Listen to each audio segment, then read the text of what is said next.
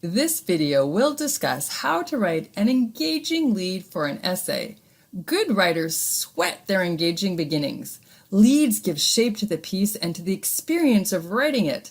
A strong, engaging beginning sets the tone for the piece, determines the content and direction of the piece, and establishes the voice.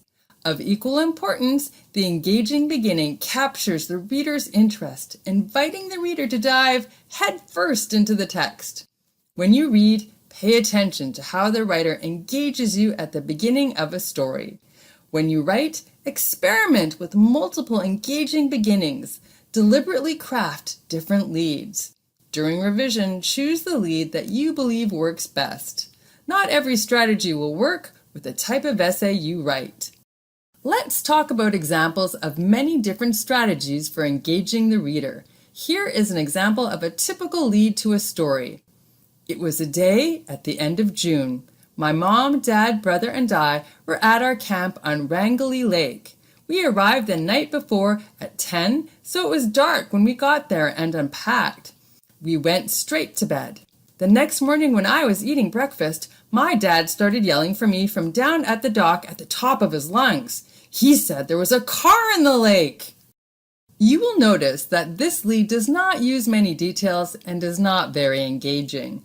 Does this make the reader want to dive headfirst into the rest of the text?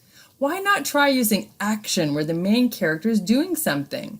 For example, I gulped my milk, pushed away from the table, and bolted out of the kitchen, slamming the broken screen door behind me.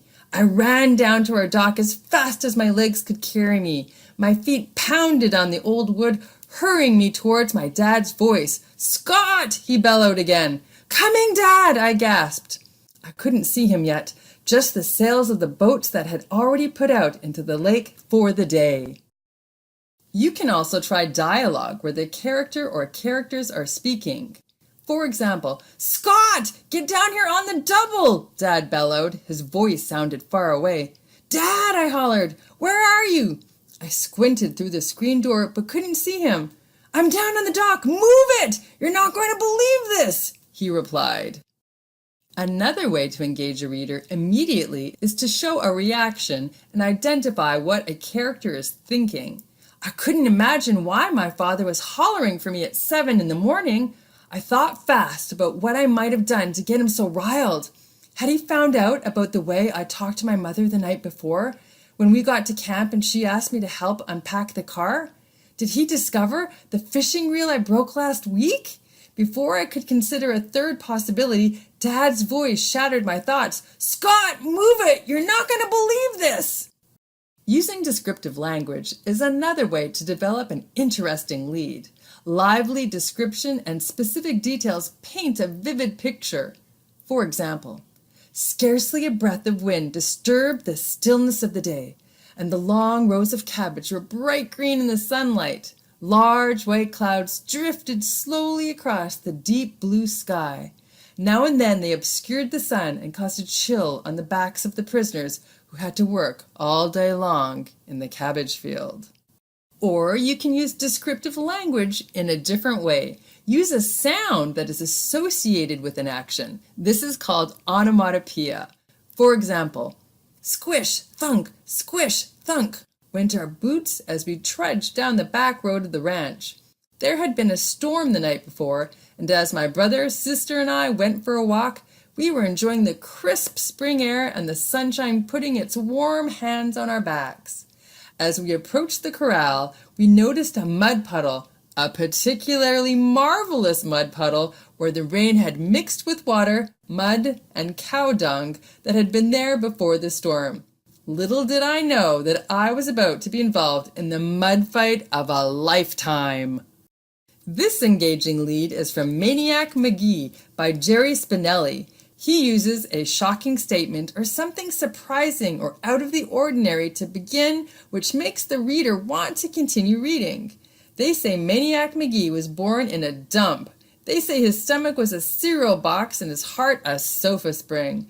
They say he kept an 8-inch cockroach on a leash and that rats stood guard over him while he slept. They say if you knew he was coming and you sprinkled salt on the ground and he ran over it, Within 2 or 3 blocks, he would be as slow as everybody else. They say. Another strategy to begin might be in a list form. You can do a complex listing of just about anything. For example, Peggy was a kind woman, a quiet woman, a librarian who lived on Oak Street with her loyal dog, Ginger. They ate together, they walked together, they read books together, they watched television together. Their life was perfect. Another strategy to begin is to use a statistic. Find a startling statistic that illustrates the seriousness of the problem you will address. For example, video games are taking over our students, and Fortnite is in the lead. In March, data from analyst group Newzoo charted 30.1% of core PC gamers playing some sort of battle royale game in February alone. Fortnite took a 16.3% chunk of that figure, while PUBG amassed 14.6%. You might consider starting your text with a question. A question gives your readers something to start thinking about. For example, what's in a name? Nothing and everything.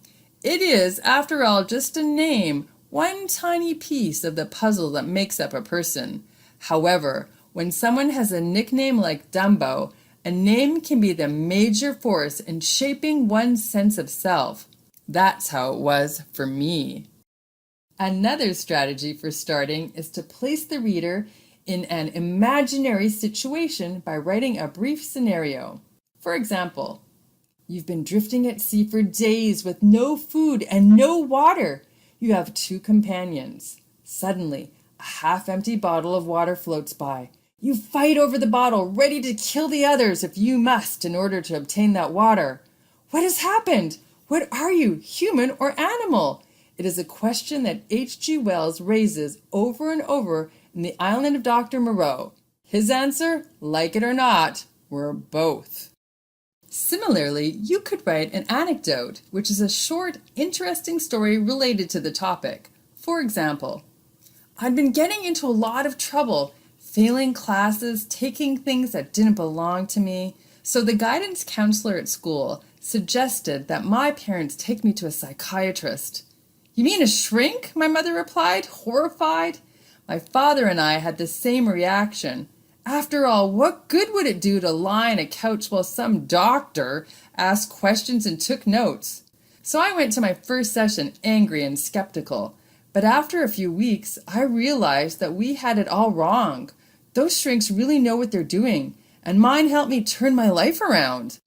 A quotation can be an effective way to begin. There are several choices for using a quotation to engage the reader. One way is to begin with the quote and then tie the quote into the opening. Quote someone whose words summarize your theme. For example, the greatest thing by far is to be a master of metaphor. Aristotle.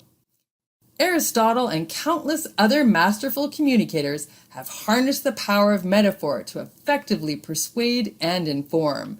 Metaphors allow you to make the complex simple and the controversial understandable. Conversely, metaphors allow you to create extraordinary meaning out of the seemingly ordinary.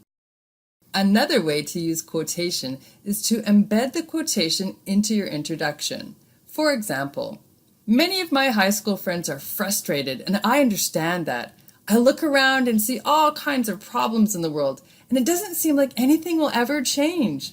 When I feel like that, I think about Nelson Mandela's struggles, and I remember his claim that education is the most powerful weapon which you can use to change the world. For me, the next few years will be my chance to get an education because I'm going to change the world. Finally, you might want to begin by simply writing a general observation about your topic, just giving some background information that might be necessary for understanding your essay. Whatever you choose, just remember that a strong, engaging beginning sets the tone for the piece, determines the content and direction of the piece, and establishes the voice as well as tempting the reader to continue. Let's sum up the 13 opening strategies that have been identified in this video. 1. Use action. 2. Use dialogue. 3. Show a reaction to identify what the character is thinking. 4. Use descriptive language. Paint a vivid picture in detail. 5. Use descriptive language. Record sound effects.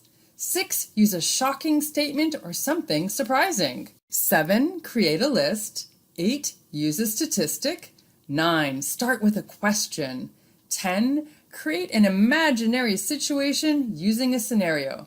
11. Write an anecdote. 12. Use a quotation. 13. Make a general observation or provide background information.